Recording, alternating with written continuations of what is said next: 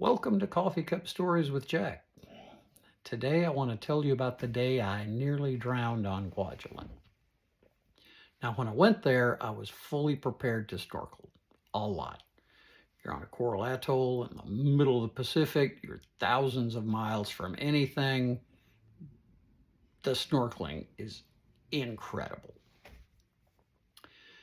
Kwaj is a ring of islands with a large lagoon in the middle of it. That's what an atoll is.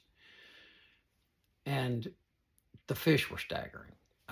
I expected fish, and I expected a lot of them, but I didn't expect so many different kinds of fish. I couldn't even wrap my head around it. We snorkeled whenever we could, but in the lagoon, it turns out there's a danger that you don't think about unless you've done it before.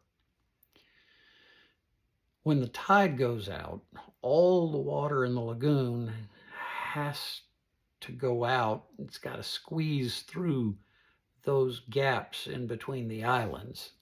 And so the water runs really fast and the current can just be really strong. So one day we went snorkeling from a beach on the north end of the island and the current caught me.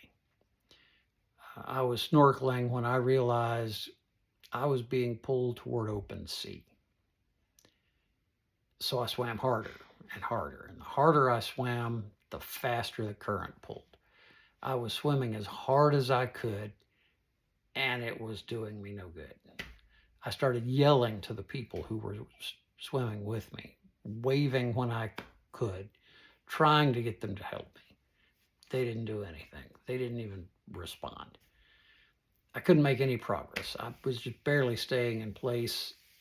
Finally, it eased up, and I reached a cable that they had run from the beach out into the lagoon for just such an emergency. I grab the cable, and I go hand over hand until I can stand up, take off my fins, and walk in. So I get back. They'd gotten back just a few minutes before I did. I'm like, "Why didn't you help me?" And they said, "We were in the same situation you were." Well, I hadn't even thought of that. Anyway, I made it back safe, and I never snorkeled from that beach again.